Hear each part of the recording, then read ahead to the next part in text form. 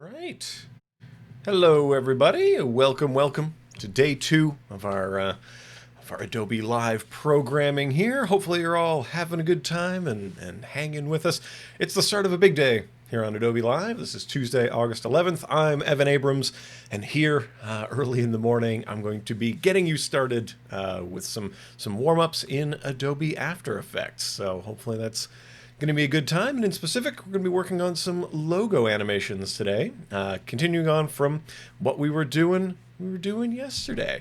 So a little bit about me. I've been using After Effects for quite a long time professionally in my freelance career as a motion designer, and I teach this stuff quite a bit around the internet at EC Abrams on the YouTubes. That's why I've been asked here to come and share with you the joys of this program and get you more comfortable animating. So if you've never used After Effects before, if this is new to you, don't worry, that's fine. This is the Getting Started series.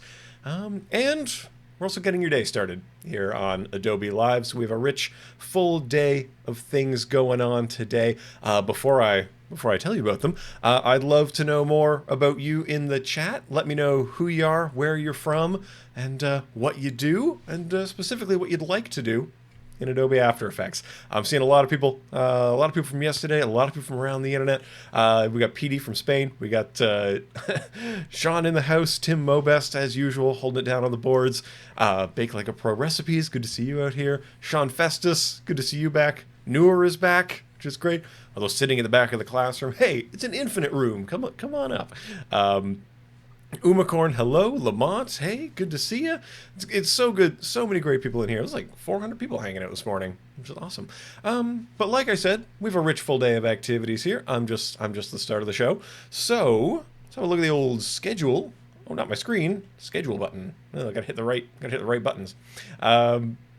So coming up on the schedule today, after this, you've got your Photoshop Daily Creative Challenge, which interesting, nailed it, is about adding movement in Photoshop. So I think there were some people asking about that yesterday, and the universe has aligned to bring that to you. So check that out with Kathleen coming up next. And then after that, we're going to have illustrating a book cover with Anna Davis-Court. Then we've got some grunge effects in Illustrator, which is going to be great, by Claudia from Print My Soul. And then we're gonna have some UX stuff with Chimmy. You're gonna love that if you're a UX prototyping kind of person. And then rounding up the day, you're gonna have we got Howard Pinsky's gonna be on, and then a new kind of program, Design in the Dark. This is a fun one. Definitely hang out for this at 5:30 kind of Eastern time. It's kind of kind of a game show type thing. The designer can't see the brief, and the director can't see what's taking shape. It's a fun and funny, interesting time. So stick around, but we have some work to do before we get into it. Like I said, we're going to be continuing on from yesterday. So yesterday we were animating some logos that came from Illustrator, and then we made them move in After Effects. I think we did a very good job, if I do say so myself. But today we're going to be continuing on, taking it just a little bit further, solving a few more problems, because yesterday we asked, I asked all of you which of our many logos you would like us to animate, and if you want to have a look at that file, if you want to play along and do exactly as we do, the starter file is available in the description on behance.net. So check that out in the description on there. It's free at Adobe Stock, so you can download that, play around with it, follow along exactly as we do. And that's a good reminder, this is being broadcast on behance.net, but also on YouTube. If you're watching it on YouTube, come on over to behance.net. That's where the chat's going on. That's where I can read your questions, your comments, your concerns. And if at any point in this lesson, you have a question, you have a trouble, you have a concern, please let me know in the chat. I'm here to help. I'm here to get you through. We're here to get you comfortable in After Effects. So I'm going to do my best to make that happen. So without further ado, let's see what's up on my screen and get into what we're getting into. We'll just jump on in there. And again, so great to see so many people hanging out today. So many people from yesterday coming out. We got Martha's in the house. Alberto, good to see you. Man, Patricia from Portugal, it looks like. Oh, and Spencer from Tiny, Ontario. What is up, Tiny? Hello. I've been to Tiny a few times. Oh. And Camilla from Mexico. Fantastic. People from everywhere, all over the world, coming together with our love of design and creativity. Oh, warms my heart in the morning. So here's where we're going today. Yesterday, we animated a couple of things, but today we're going to get into these a little bit more complicated ones. Ooh, just a little bit more complex today, a little bit different. Yesterday was a lot of light colored things, a lot of light floral things. We're going to keep it floral today, but yesterday was a lot of light, airy things, a lot of recreating stuff in After Effects. But today we are going to try to solve some challenges that came up in Illustrator. But yeah, oh man, we got Netherlands in the house. We got Ukraine. Oh, love Ukraine. I've been there one time. So good. Brazil, Bolivia. Oh, awesome. Hopefully staying safe in Bolivia. But yeah, so just like we said yesterday, logos number 5 and 6. What do you mean logo 5 and 6? Well, as I said, in the behance.net description, you can come and grab this elegant logo template that has some base forms, some text treatments, some combinations, and it was determined that through the very democratic process of voting, that of typing things in a chat, that we would be taking a stab at numbers 5 and 6 here. And look, you all have amazing you all have amazing taste, because you've chosen two that illustrate a lot of the problems we didn't get into yesterday. So yesterday we started working off of this one here, right? And we talked a little bit about some of the troubles of animating this. So today we're going to amp it up a notch animating these. And so the first thing that we wanted to do was to try to push this into a format that's going to be more similar to the way that you would receive these files, right? So we just go ahead, we select these, jump into a new composition, or a new artboard, sorry, a new file. And we want to make sure that it's an RGB type file. So this one here, this template, is a CMYK file. But when you're going to animate a logo, you want to make sure you're working with RGB, and you convert the colors to RGB. So if these are going to be black, for example, these look like the color black, right? Looks like it, but this is print black. This is a print color. So instead, let's just take it to regular old, perfectly blacked out, and that will be fine. We're using, in this case, this is a mono-colored logo. So this is option 6. We're going to start with that, and it's going to be what we call a mono-colored logo, meaning even though in here we can see white and black, the logo is actually just the blackness here, just this dark stuff. If we were to recolor this to a different color, right? Red, blue, purple, browns, greens, right? There's only the one color available here in this space, right? So we are going to try to take this and we're going to try to animate it in some way. And of all of the shapes of everything we're seeing, when you animate a logo, there are certainly ways that we can do it that are generic. And hold on, I'm just gonna. There was a request yesterday to move my face down out of the way here. Oh, the two interfaces so different. So I'm just gonna move myself down. There we go. So now hopefully we can enjoy seeing a little bit more of the layers and the tools over here. And in here we're gonna have some challenges, right? That if we want to animate these shapes uniquely, right? If we want them to animate independently of each other, we'd have to break them apart in some way. And here you can see that this collection of lines are not in fact lines. This is one large complex compound shape. And that is a lot to deal with. I'll be honest with you, right? Because we can't move these things independent of each other. They are all locked together. It's just one big shape, okay? So how do we deal with this kind of a thing? Well, we would need to try to break this up. In my mind, when I'm looking at this thing, I like the interplay between sort of these two rosettes that you can kind of see. Hopefully that the pattern of them makes a little bit of sense about what I'm kind of talking about here. Hold on, I'll just try to illustrate kind of. Oops, use the pen tool, because you can kind of see like there's this pattern, right? There's one pattern, one kind of sunburst that is this line, and then there's the other one that kind of intersects with it there. So if I wanted to animate these two things independently, I would need to separate them somehow, which, whew, I'll be honest with you, sounds a little daunting, doesn't it? If we have a look at all these points, look at them all. How are we going to do this, right? And this is something that happens a lot in logo animation, that you're going to get artwork that has been kind of tailor-made for a totally other medium, and now we have to work with it and massage it to make it become what we need. Okay, so I'm going to take you through the process of breaking this up. If you have any questions, do let me know. But this is, admittedly, a fairly simple and rote example. It can get way more complex than this, but I'm hoping that this example will give you some ideas. So the first thing I want to do is take my original layer, drag it down here to the Make New layer, boop, like this. We're going to call this one Original Graphic, and we're going to not look at it anymore. And we are going to want to give this a name. Let's call this Circle A, okay?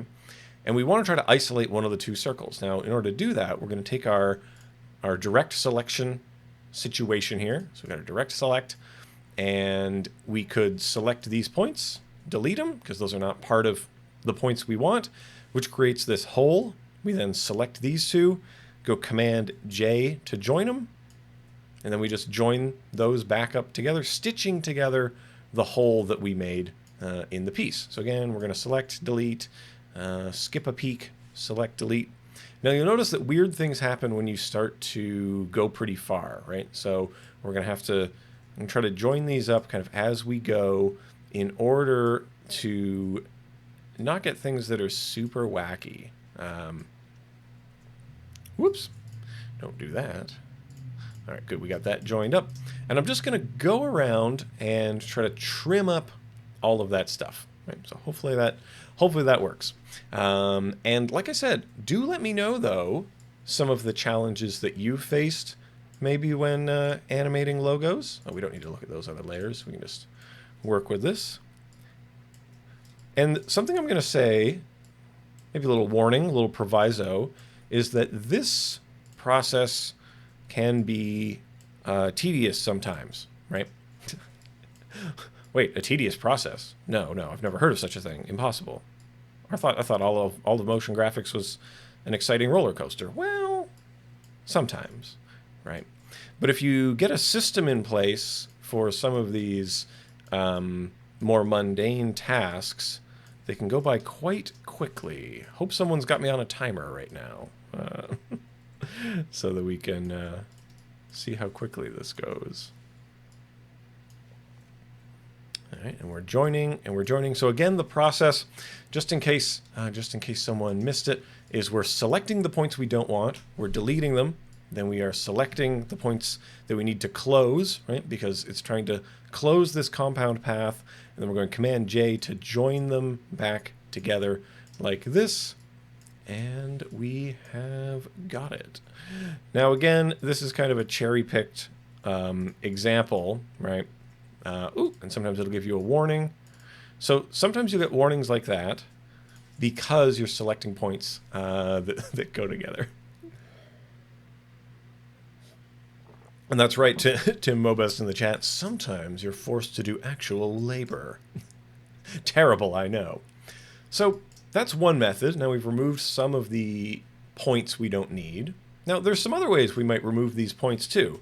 We can grab our pen tool, and when you hover over it, it becomes a negative, right? It becomes this minus point. Now, the trouble with using the point remover like this is that After Effects, or sorry, that that removing these points is going to ask Illustrator to try to close the gap for us. So that's why we use the direct selector and destroy things so that they are deleted. Oh, and Luana, thank you so much in the chat. I'm glad people enjoy the stuff I'm doing, and I'm always happy to hear that the content we put out helps. So I'm going to go through and I'm going to keep joining these things together. So deleting, joining, because I want to get this cleaned up. I want to get this perfectly cleaned up. So I'm going to try to make that happen as best I can, trying to, you know, I don't want to spend too much time on this particular process because there are more creative processes we'll have to do. Hey, what is up, Kyle Hamrick in the house? Good to see you in here, man. Kyle, as some of you may know, is also an excellent purveyor of knowledge. He's a teacher and instructor, holding it down at School of Motion these days. But he is right that labor is my ancient enemy, and I do whatever I can to put systems in place to make it simpler for me to do tasks, which is something, these kinds of micro efficiencies, such as like keyboard shortcuts, such as sort of processes that can take this mundane labor, even though, I mean, this took us 5 minutes, right? But still annoying to do, right? Oh, and Claire is asking, weren't the two circles separated in the first place? They were not. No. So the original started like this, with one giant compound path, right? And if you twirl into the compound path, the thing that defines this path, right, looked like this. And sometimes this is how things come to us. So, Claire, one of the troubles that we have is that a graphical designer might be creating this logo and then basically baking it down so that someone in print or someone in another medium will be taking this and maybe sending it out to a CNC machine or a laser cutter or an engraver, right? Or whatever is going to happen to it. Or maybe it's going to be turned into a screen printing for t-shirts, right? So they would want this kind of thing as the final result, but we don't. We actually want some of the earlier work file stuff, right? We would love to have had the earlier forms of this logo. So hopefully that makes sense that if you are designing from scratch for the purpose of animating, or if you're a logo and brand identity person, it helps motion designers to leave things separated, right? So we can generate this compound path using the shape builder, like Andy says, absolutely, is how you would end up with this complex compound path. But we basically have to kind of undo it, right? We gotta go back if we want to make interesting interactions between those forms, right? And so I've isolated this shape, right? Good for me. Congratulations, self. I'm going to just align it in the middle center. Now, what's great is that this is regular geometry. So what I can do is I can take circle A, drag it down to create circle B, and then circle B, I am going to just, as you can see, we can just merely rotate this and it will create the shape that we want. So we really only need one half of the puzzle. So, oh, thank goodness I don't... I almost had to do more work. But we're going to have circle B, which is just 15 degrees rotated from circle A. I looked into that before we started streaming, but we can go rotate and then rotate it by 15 degrees and create this, which you can work out 360 divided by the number of points, etc., and we'll get there. But let's take this and take it to After Effects, right? Let's start with this and have that do something. Because if maybe as an interaction, it would be fun for these things to, like, you know, rotate kind of like a couple of cool saw blades around each other. I don't know. Maybe that's cool. Maybe that's not cool. But anyway, that's the idea that what we are we're looking to make happen. Yeah. So.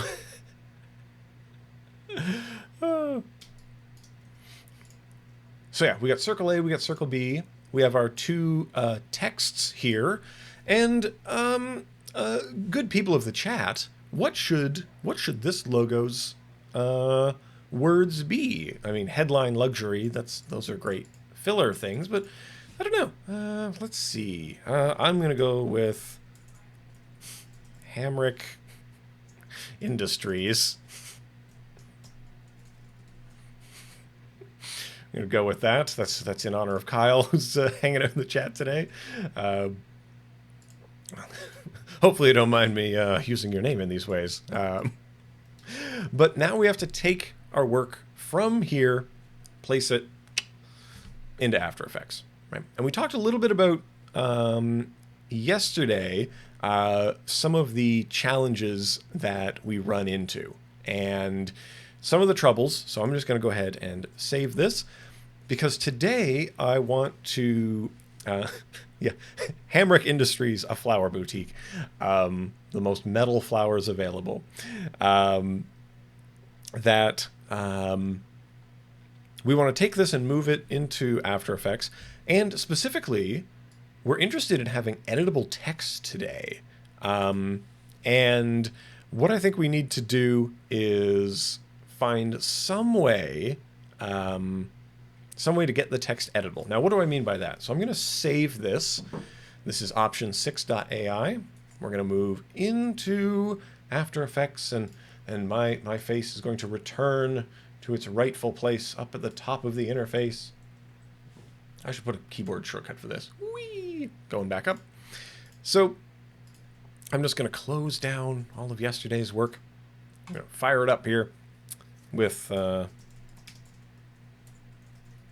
Hamrick Industries that we'll be working on.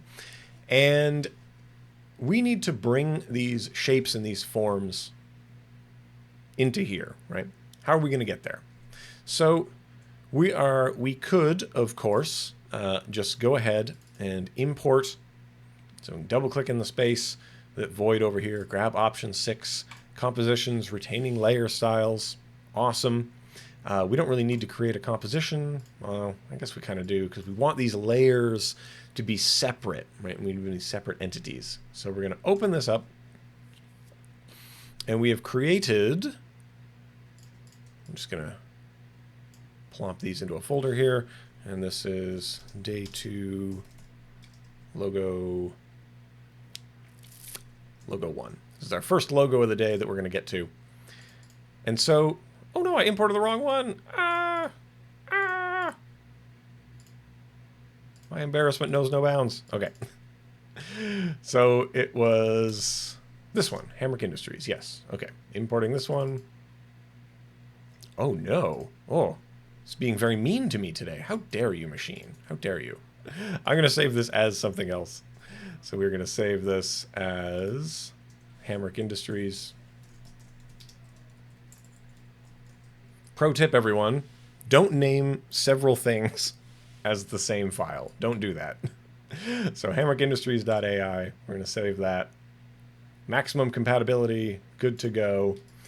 So we want to bring this into here. Crossing our fingers. Here it is. Kind, composition, please. Footage dimension, layer size. Okay. So now here we have, oh, some infinite darkness. Ah, there it is. So we had to turn our transparency background on to be able to enjoy this particular thing.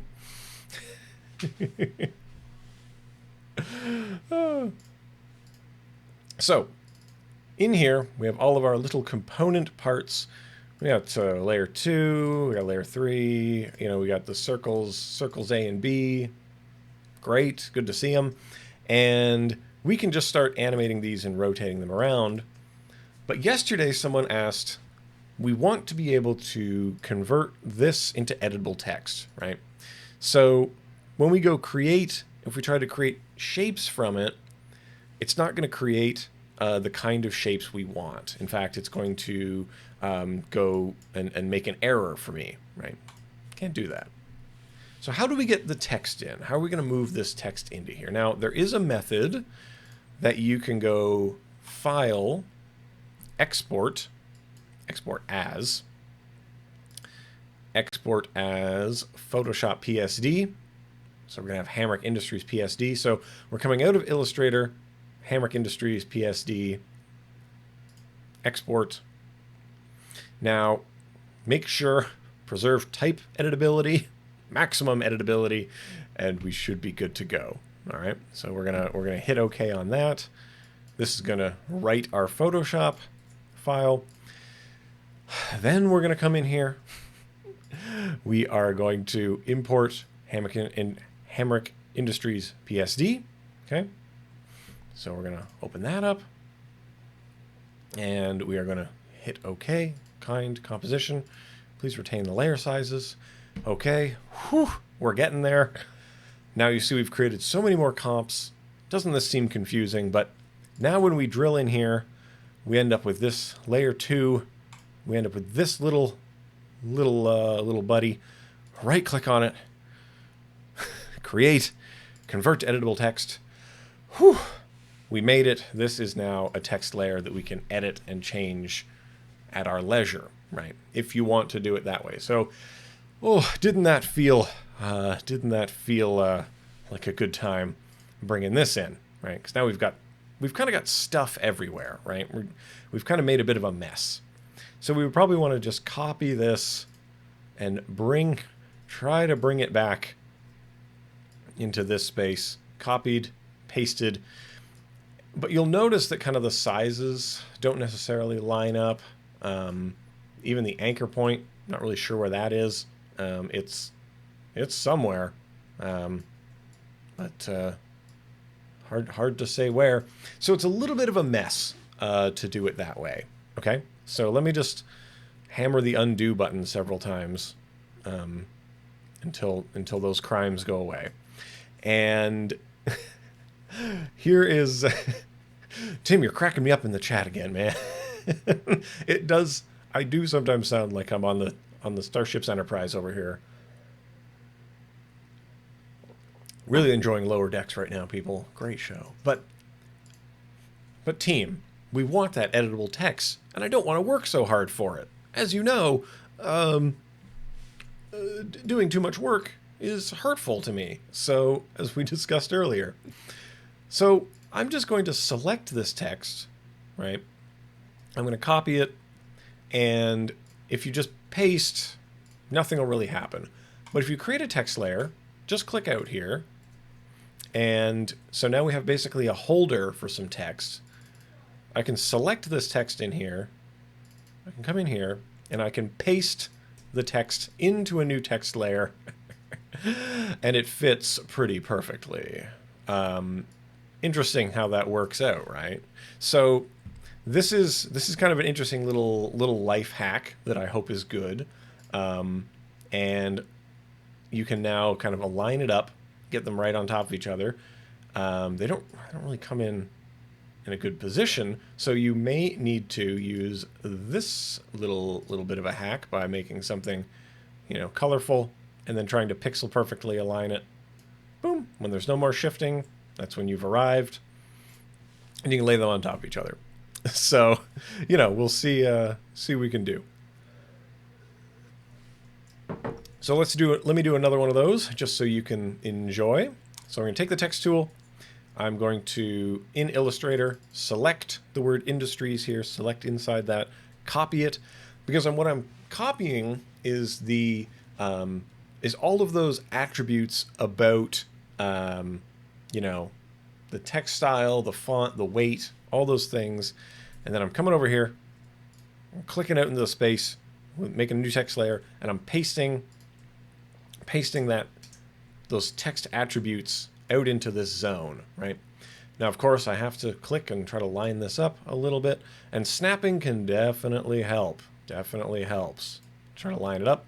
But you know you're pixel perfect accurate when you can't bump it anymore without it falling outside of the lines. Now, hopefully this works. Oh no, and, and Claire has to go to dinner soon. I'll just eat in front of the computer. Bring your stream to dinner. People love it when you do that. But I've succeeded in bringing Hamrick Industries as type into this space. I'm imagining that people are impressed with that, even though I know in my heart that's yeah. So we are going to deal with all of the stuff in here, and let's get stuff moving. Let's make it do things. The interactions that I wanted Hamrick Industries to enjoy is some rotation, and specifically I want circles B and A to be able to rotate kind of freely between themselves, so that they can kind of expose, you know, all of the teeth, flower petals. I don't know which way that is, but so I'm going to go ahead here and I'm going to create a new null object, like we talked about yesterday. Null objects are our friends. I'm going to rename the null here to flower control, and I'm going to take circles A and B and I'm going to parent them to flower control. Now, as we talked about yesterday, the way parents and children work, at least in After Effects, is that where the parent goes, the child follows. So as I rotate this one, all of those rotate. So I'm going to throw in some big rotation here. Oh, and Newer says there are flowers with teeth. That's right. Maybe Hamrick Industries only sells carnivorous plants. But what you like to do with this kind of stuff is to go forward in time, set a keyframe there, and then we want to go back in time and alter our starting state. So I'm going to give this a rotation of maybe -90 to start. So it's going to kind of turn like so. And then I'm going to set a rotation value here on circle B. So I'm going to set rotation there. So its end rotation is going to be 0 degrees, but its start rotation, let's go -15 so that it lines up just like this. Okay. So as these things rotate, they separate and they become like that, right? Now, we talked a little bit yesterday also about some graph editors. So right now we've got linear keyframes, which is why this is not super exciting or nuanced motion. So I'm going to select these. I'm going to hit F9 to ease them, and that's getting a little bit better. It's a little bit softer of a landing as we come in, but I want it to be even more extreme. So I'm going to select these. I'm going to go into the graph editor, and I'm going to grab their influence handles here. I'm going to give them a pull. So the graph editor is displaying the changes of value over time. And I know that this is one of the most intimidating parts of After Effects, but I'm hoping that today this little introduction will help give you some more nuanced takes on movement.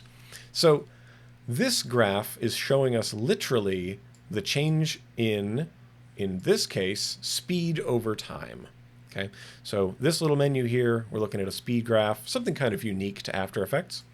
This is kind of where After Effects becomes very different from the other applications, because it's a lot of especially when doing motion design, it's about the manipulation of values and properties over time, right? Whereas most visual apps are about the manipulation of space, we're manipulating time. And so this graph editor is your friend for not only adjusting those things, but understanding what's happening as well. That you can tell by this graph that at this point, things are moving their fastest, and at this point, they're moving their slowest. Right? So that's what this graph is telling us, and we can select these points and manipulate these curves to manipulate the graph so that it's way faster at the beginning and then really slows down, really gently, really relaxes into this state here at the end. So hopefully that makes a little bit of sense. It can take a lot of experience playing around with the graph editor. So hopefully, that makes sense with what's going on in there. But my hope is that we're going to make this less intimidating today. So that's the idea. So we've got this flower rotating. That's okay. Let's now use scale, and we're going to set a keyframe for scale. So at the end, this needs to arrive at 100%. I think it should pop up maybe like this. Yeah, okay. And the scale at the beginning can start at 0. So it starts as nothing, gets larger. Here comes the sun, doo-doo-doo-doo, as it kind of pops up like this. And again, let's do that little trick where we hit F9 to ease this keyframe. We go into the graph editor, we grab its influence handle, we pull the influence handle, making it much more extreme how this thing pops on, like so. We get to enjoy the fabulous sunburst that is Hamrick Industries. So now we've got those sort of vector edge parts of the logo doing something, and in particular, if I can throw a little theory into your practical day, when you're animating logos, you want to work with the movement that is suggested by the forms. Just a thought, right? And if you hang out on the stream with Kathleen coming up next after this, she'll talk a little bit about movement in creating movement in images. But this idea that this is a circle, it probably should rotate. It might be a little bit weird if we were animating this on with position. We could do something cool with that, but just think about the forms and what they what they suggest to you by their various shapes, right? So hopefully that makes sense. Anyway, oh, it's a silly morning here, folks. And something else that I'm going to say is that we want to try to harmonize our movements. Right? Harmony is what we seek in these kinds of things. Or purposeful disharmony. I mean, if Hamrick Industries was mostly an industrial metal situation, we probably wouldn't be doing something so soft and pleasant. We would probably be doing something staccato and obnoxious. So just a thought. But let's animate this text, because there was a lot of interest yesterday about animating text, logo marks, word marks. These are a big component of branding. And if we have the option of being able to animate the text as text layers, I highly recommend it if you can. So here at the start, let's see, I think when the burst is large enough to accommodate the text, then we would probably want this to start coming on, right? Oh, and Claire is asking, is it possible for the circle to start as a circle and then get kind of wavy? Claire, hopefully you can stick around for the whole stream, because that'll be coming up in our next one, hopefully in about 15 minutes. But yes, we absolutely can. And Noor is asking, what if the client wants each petal to come on individually? Would you recommend to do this as I've done? And with what reason? Because sometimes we want things that are not good for the brand. Look, it is your job as a designer to suggest courses of action. It is not your job to correct people's tastes. If the person in charge of the brand says that this is what they want because that is their vision, we can advise, but we cannot prevent, we cannot save people from themselves. But I will say this about this individual petal question.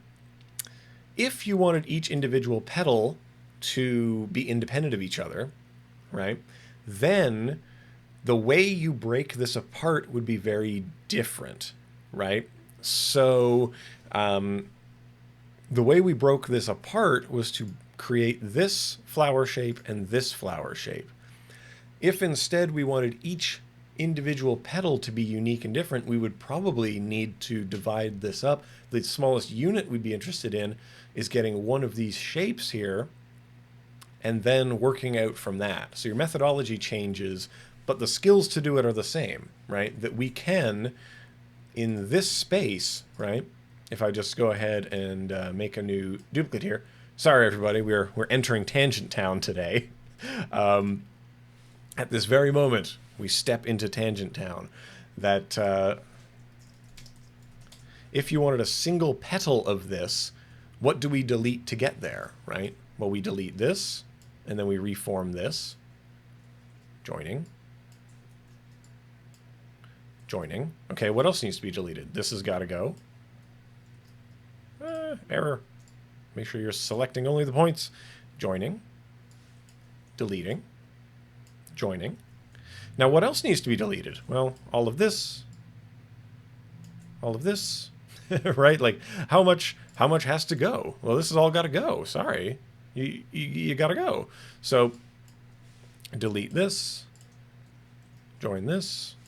Delete this. Join this. And then we would just need an array of these, right? Because that becomes the unit that you're interested in isolating from this. Now, there's a little bit more work to be done with this conceptually, but I think you can get there. So there you go. So hopefully that kind of makes sense how we would get where we want to go with that. So then you're going to need like a lot of them. The other thing that's important is that you would want it to be able to reference the middle center in some way. So this is actually a similar method that we used on, hold on, let me grab some of the previews.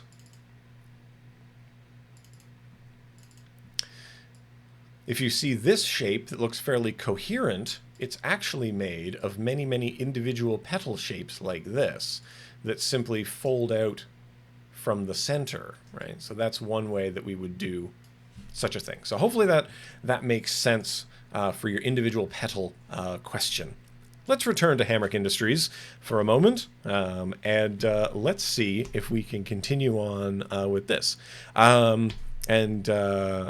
Mariana is asking, how would you animate gears if this is metal and maybe more chaotic? Oh, good question. I mean, you would probably want to have like kind of a ticking, maybe click, click, click, click kind of thing. Different forms of keyframes, you know, those kinds of things. A lot of that is subjective, though. But unfortunately, Hamrick Industries makes bespoke flowers, so you know we're gonna continue on with this and animate some text. Kyle, is it ironic that we're using your name to use text animators? Kyle is kind of known for being a little text animator, the prince of text animators, we'll say. So how will we manipulate these letters? What's great about text animators, you can twirl into a text layer. You can twirl into the text.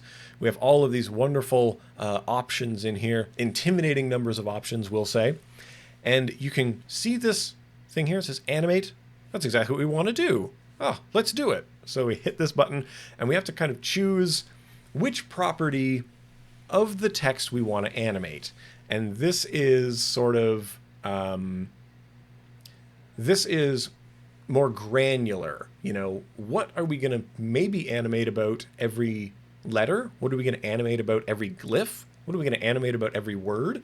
So I'm going to say, let's animate the position of these. Let's animate the position of each and every little letter. Okay? And I'm going to try to keep it simple because there is no end to the depth you can get into with text animators. So let's try to keep it simple and clean and nice. Okay? So I'm going to go in here. I'm going to grab I've created this Animator 1 here, and Animator 1 has a range selector. Animator 1 has a position inside it. And this position means what change in position are you applying to everything you have selected with the range selector. Okay? And when you twirl into the advanced, here, oh boy, there's a lot in here. So let's see if I can explain some of what's going on. Okay. I'm going to start by taking our position here and just shifting it down quite a bit. We're going to shift it down maybe 150, okay? And I'm going to solo this layer. That's this button over here, this little switch. So we're soloing this. So I've moved all of the text down. Now, I've moved it all down because that's how much of the text I've selected. If I start selecting less of the text, it returns back to where it was before. Ah, the perfect thing. The thing we exactly wanted, because we want this logo to end up in its final resting state as the full, complete, beautiful logo. So we could simply animate this start situation to go from 0% up to 100. Boop, boop, boop, boop, boop. Just like that. Not terribly exciting, but we can do it, right? How do we then, just like we used with the graph editor, make this more pleasant? How do we make this more floral, perhaps, to go with our brand? Well, we can go into the advanced here, and we can deal with these ease high and ease low ideas, right? So when we're talking about easing, that's just the same thing we did with the keyframes. But now we are easing the individual resolution of these shapes, right? Victor is asking, can I do this animation with Spark? Good question. I don't know. Maybe there's someone who's more familiar with Adobe Spark. I wonder if there are animations in Spark. I don't know. Or if it gets this nuance. That's the other question I don't know. I'll have to investigate someday. But there are many excellent resources for Adobe Spark kicking around. So I'm going to adjust the ease low value here so we can see what that means. What does that look like now? Boop, boop, bop, beep, beep, boop, boop. Isn't that much more fun? Da, da, da, da, da, da. See? Much more fun, much more nuanced and interesting to have that kind of rush and then slow on these. So that's pretty cool, right? And if I want this to appear as if it's, I don't know, springing out of the ground, we'll say, like a plant, I'm going to take the rectangle here, select this layer, and this is going to allow me to draw a mask path over this. And now, boop, pop, pop, bloop, bloop, bloop. These are just popping out of the ground. Ah, so fun. So if I unsolo this layer, now I'm going to kind of go through here, find the point at which this kind of starts, drag the word hammock to there so that it starts animating like that. Maybe I'll pinch these keyframes together so it happens a little quicker. Like so. Wonderful. We could even ease the end of this so it's a little bit slower as it resolves. So like HAM, is coming in quicker, and then it kind of slows down for the rest of it. Like so. However, you'll notice that we have one letter resolves, and then the next one, and then the next one. It's not a lot of flow between letters. It's not that flowy, right? How would we have a flowier, perhaps, time of it? Well, let's try that with the word industries, okay? So let's see. I'm going to set it to start around here. I'm going to go into industries, and I apologize for rushing. I've spent more time in Tangent Town than I intended today. So text, animate, position, similar things. Again, we're going to push industries down like so, maybe 60 pixels down. And then, let's see. Oh, and Newer is asking, is it possible for the petals to move indefinitely? Well, anything is possible. We're only limited by your imagination. Yeah. But we'll tackle that in a moment. So let's go into the animator, the range selector, the advanced of this thing. We're getting advanced, I know. And we're going to change this shape here. We're going to change the shape from square to ramp up. Ooh, interesting. Something's changed. So the shape of applying this value, this change in value, has now changed. So what we're going to do is we're not going to animate the start and the end. Instead, we are going to pinch this here to be maybe 50%, and we're going to use the offset to push this change through. That's a different way to do it. So I'm going to keyframe the offset to go from -50, roll it ahead, however many frames, offset it to 100, and then again we're going to increase that ease low so we get this kind of smoother motion. Well, isn't that interesting? That with a little subtle change, we have a much smoother motion. So now I'm going to take my rectangle tool, draw that mask again, just like we did before. So we got Hamrick Industries. Ooh, isn't that a pleasant place to pleasant place to buy your flowers? I would hope. But like I said, there's no end to the depth you can get into with text animators. So I hope this has maybe primed you to think about this stuff. Oh, and Claire is asking, is there an option to duplicate an animation effect to the text? Absolutely, absolutely. You can actually copy and paste this kind of thing. You just copy animator 1 and then paste it on another text layer, pop, pop, and it's right there. We can also save them as presets. So those are things you can do in case if there's kind of a textual treatment you use all the time, you can save it and then you come back to it. Okay. There was a question about having this rotate for all time and all space. So I'm going to set that in motion by making a new null object. I'm going to call this infinite driver. And we are going to, very briefly, we could do this with keyframes. We could do this with expressions. I'm going to parent flower control to infinite driver. Infinite driver is going to handle the constant rotation of this over the entire comp, like so. And so now we have a little subtle constant motion over time, all the time, happening with this. So that's kind of a fun thing we can do if that's within the brand rules. I don't really know, but that's one way to do it. But powering this rotation is all you really need to do. By you could use an expression. Again, we're going to do this very quickly, but you can type in expressions to drive motion, such as time, like time times 100, which is taking the value in seconds and applying that infinitely. That's kind of hypnotic and weird.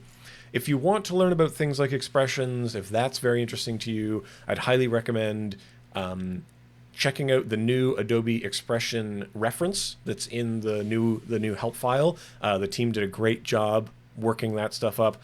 So that's an interesting can of worms to get into, a bit more than I think we want to dive into too strongly today, because there is more logo to do. I promised you we would animate logos 5 and 6, and I will deliver on that promise.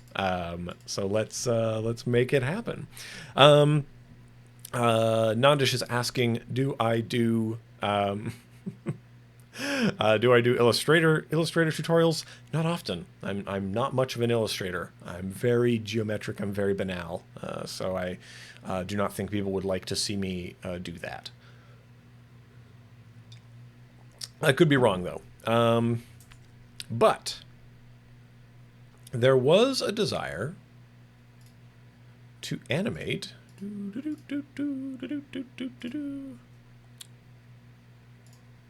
bloop. Oh no. All right, here we go. Let's open up.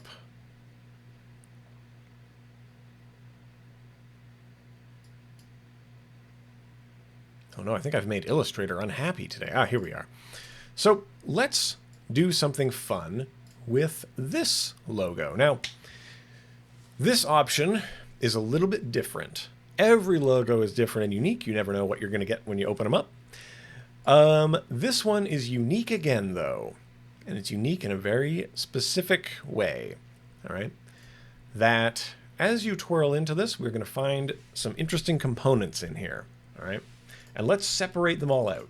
Okay, so let's go with the top one, the AE. Let's bring that up there. Okay, well, it's another text layer. We've seen that before. Okay, poke its eye out so we don't have to see that. And then this is another text layer. Okay, let's make that go away. What else have we got in here, though? What's this? What's this? We would think that this is perhaps some kind of another monocolored logo, right? White background, white squigglies. It's kind of like a seal. But this is actually a bicolored logo. It has both black colored elements and white colored elements. And in specific, these are strokes. So this is where I say, thank you, good designer, for providing me with stroked elements. That brings me joy. You know, I'm glad that you gave me the flexibility. If I want to turn these into fills, easy. I just go up here, I go path, expand. You know, I just expand the object up here. I can turn fills into strokes like this. We cannot turn we can turn strokes into fills really easily. Going the other way, not good, difficult. So, designers out there, I'm gonna say it again. Please leave us your work. Give us more than you think we need. But yeah. Oh, hello, Sam. Welcome. Okay, so this is where we're starting. This is what we get to begin with. Okay, that's cool.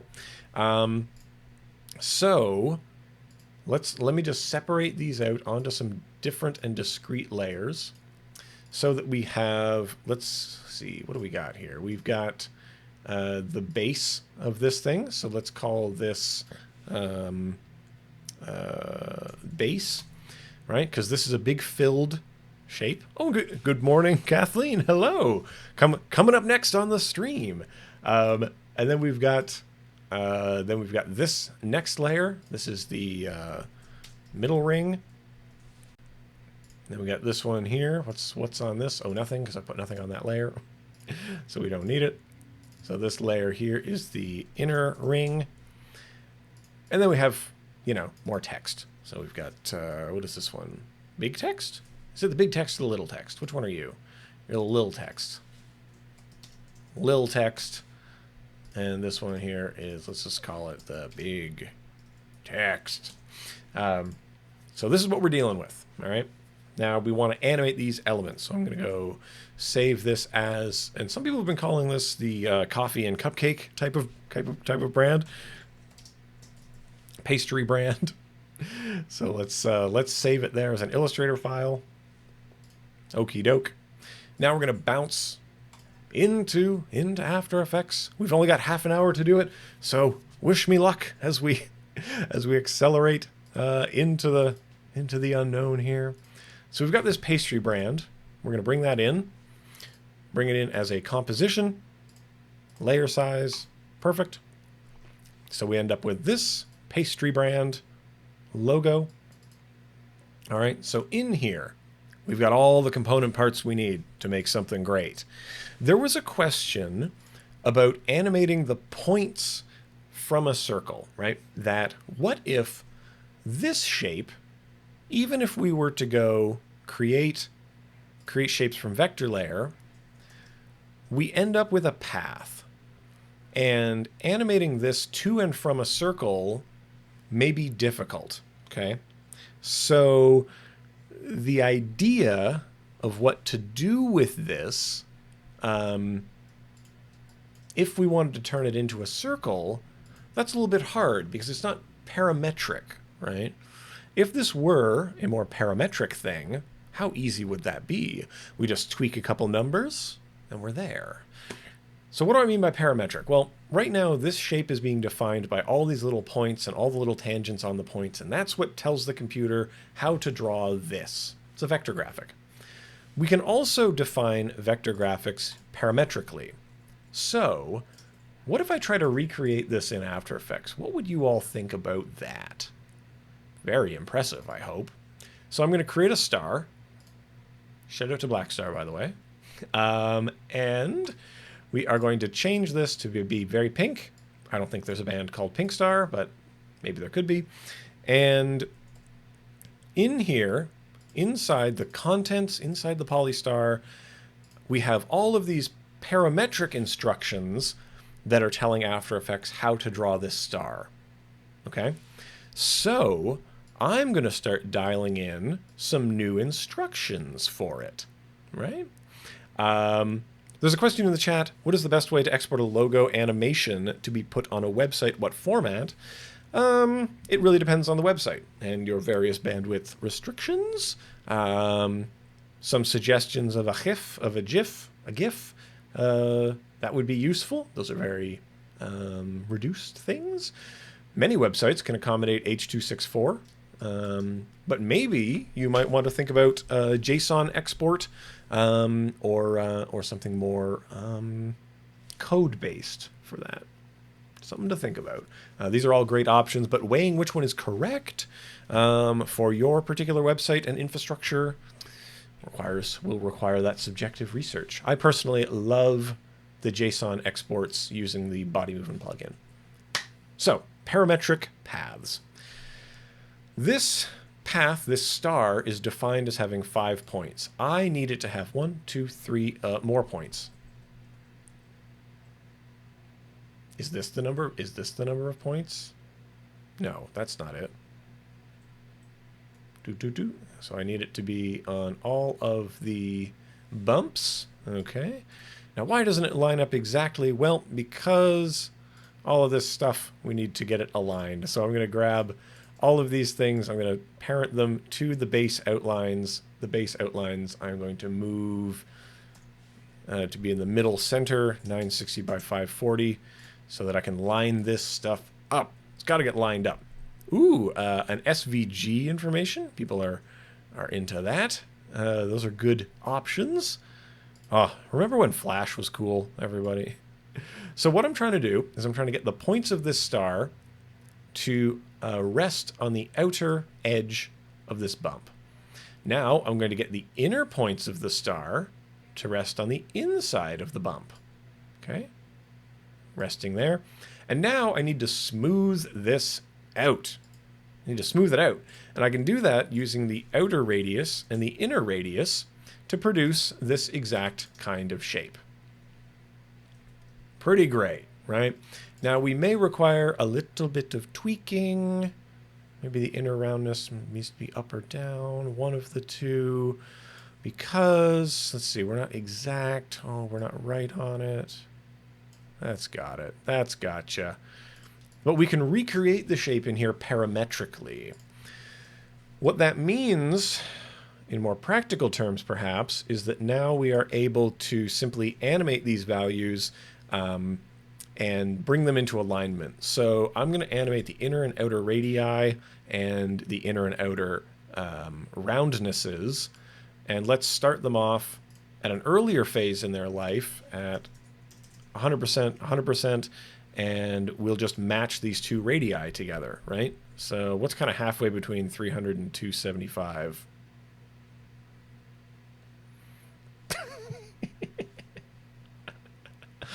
Oh, okay. I'm just gonna set them both to like 280, I think.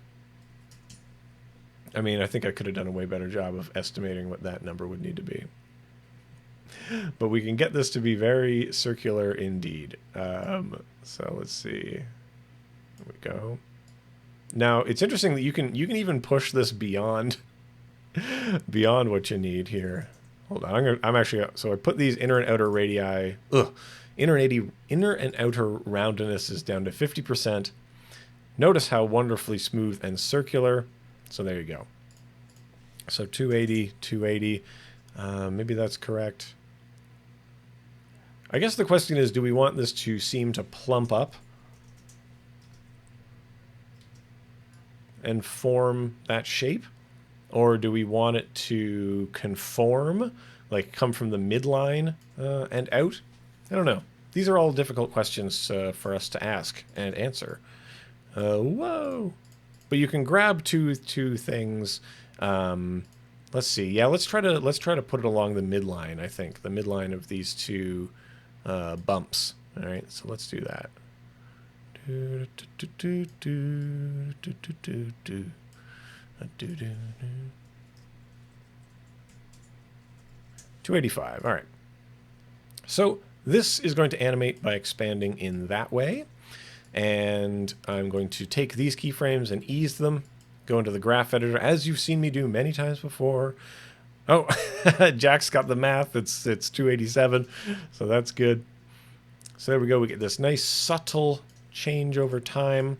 So we're basically just going to replace that old base with the new base. And we get this, that it kind of bubbles out. Womp, womp, womp, womp, womp. Like that. That's fun. It's not super exciting, so what I'm going to do is I'm going to also work on the scale and the rotation to have those kind of come into play. So let's use that little rotational trick that we did before to just kind of have it rotate maybe more than it has to. So let's start it off at -180, easing its final resting place. Scale it up a little bit quicker around here. So we're going to ease those. And we're going to see by soloing this if we like what that's doing. Cool. So let's go into there, pinch the curve, go into this rotation, pinch the curve as well. As we were saying, I don't want to rush through this, but time is getting away from us. That as we do, we go into the graph editor here, we adjust these speed handles, and we end up with this kind of pleasant effect. This thing comes up indistinct and then begins to define itself, which is pretty great, I think. Now, here's something fun and interesting to deal with, maybe. Mariana's saying, I think starting with a big circle and then scale down as rotating to the wavy shape would look cool. Yeah, we could start big. You can start big, you can start small. You know, we could have this start like this, like it's zooming in. You know, really depends on how you want to work it. You know, like the world is your oyster when it comes to logo animation, right? There is no one perfect way to get anywhere. But yeah, we can do all kinds of stuff. But yeah. And Paul is asking, can't you do math inside dialog boxes? You can. You can do math inside the dialog boxes if you so desire. It is your... if you wish to do that, you can just type in all kinds of things wherever you like them. Let's continue on this path, though. I want to continue in this direction. And in particular, I want to try to do the inner and middle rings. We've already worked up this situation for this bumpiness out here.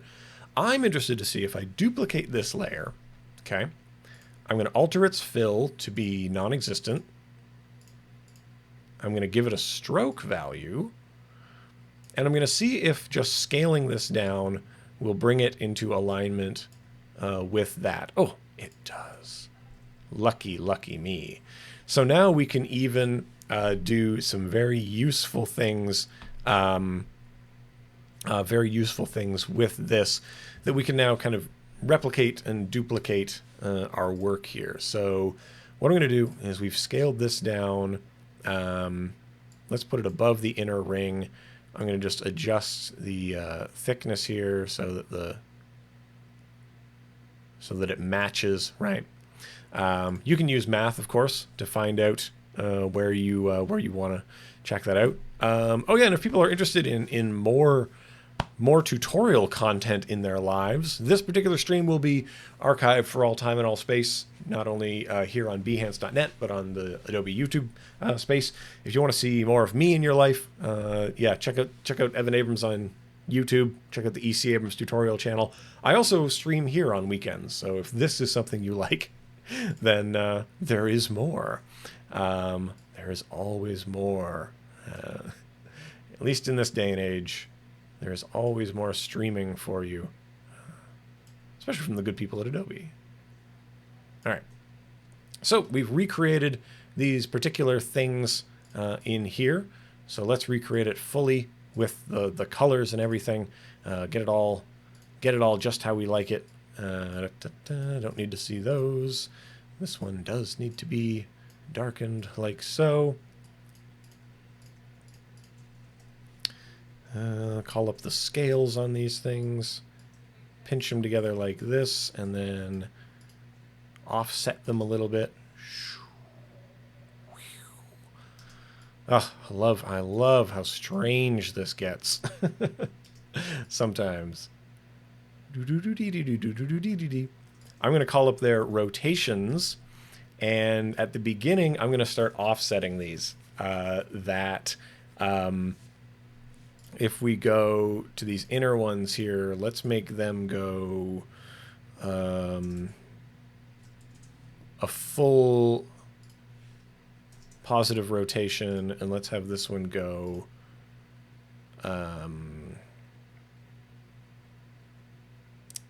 you know what? No. Let's go positive 180 here. I wonder if it would be good. Okay, let's set these both to 0. So the outside is rotating and the inside is not. Okay. Let's have the inside rotate in the reverse direction, but slower. Okay, and now let's reverse the direction again. Minus 45. There we go. So that's kind of funny. Kind of creepy, though. So we're going to see, what if they all scale on at the same time? Is that good? I guess so. I guess it kind of works. It's okay. It's okay. One of the troubles is that we didn't alter their starting radii, but that's fine. I don't know. I think it's kind of an interesting... This seems a lot more menacing, I think, than I had intended, but I don't know. Maybe that's something. It feels a lot more... Oh yeah, we don't need to see... we have too many things on. Let's get those away. This feels very spooky now. You know, if I may say so, that this outer space, large lines, middle line, middle lines.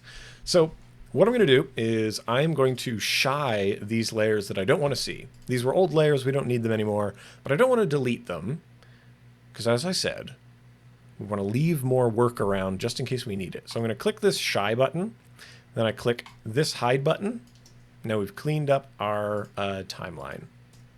So let us preview what we have and see if we can work out some more ideas. I think one of my main ideas is that I want the rotations to resolve sooner. Perfect. I'm happier with that as a resolution. And now I want to do something with these things, these two texts. So I am going to take their anchor points. I'm going to hold down, I'm going to hit Y, grab the pan behind tool, and maybe I'll stick their anchor points in the middle center. That could be fun. Yeah, okay, let's do that. I'm going to take this, stick it in the middle center from which everything is growing. And I want to use these rings. I want to use these rings here so that they reveal this text. How can we do this, right?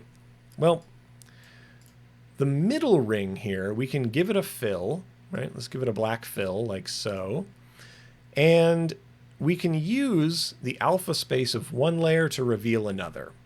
And we're going to do that by going to little text here, and I'm going to grab the Set Matte effect, which you can find in your effects and presets. Set Matte, drag that effect out onto this layer.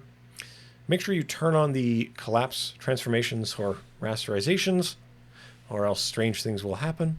And I'm going to set the matte that it's interested in looking at as the middle lines. Now what happens now is that this effect is saying, hey layer, I want you to look at this other layer, and wherever that layer is at in the world, wherever we can see that, we can see you too. And so that allows us to use the one to kind of cut away the other. So hopefully that kind of makes sense. And this collapse transformation button kind of makes it all line up and be good. There's a lot more nuance to play around with that. So hopefully that makes sense. Now I'm going to apply a little scale change to little text here. So I'm going to go there. And let's see. Let's move ahead a little bit in time. Set this down to 0 at the start so that it kind of eases its way into this thing.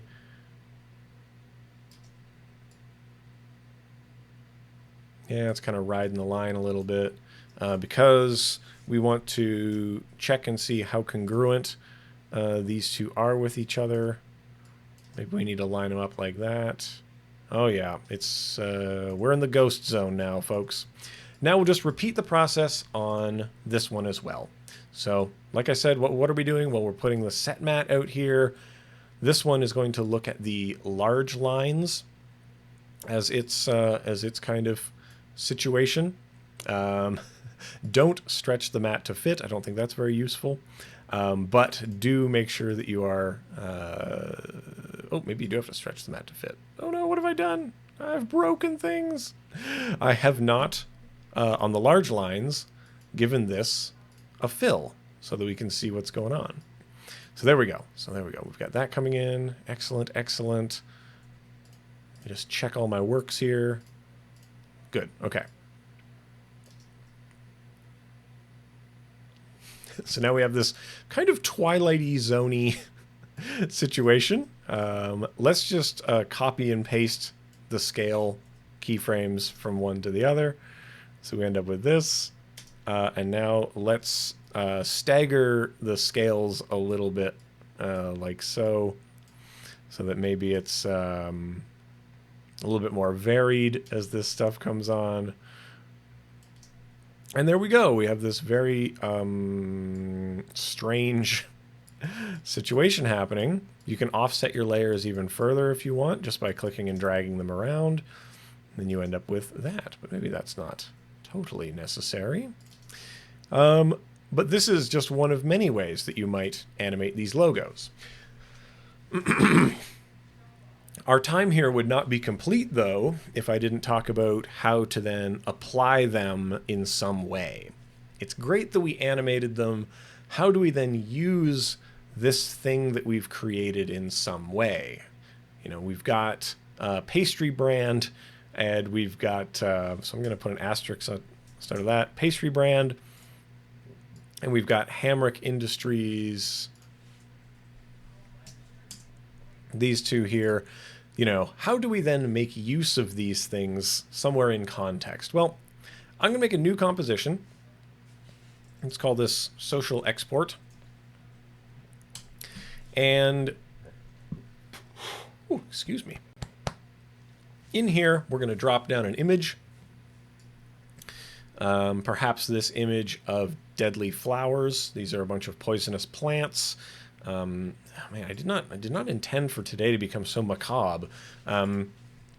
But now we're going to take, say, our Pastry Brand, drop it down on top of that photo, and as you can see, it kind of resolves, you know, here in the middle. Since we've got everything contained nicely in this little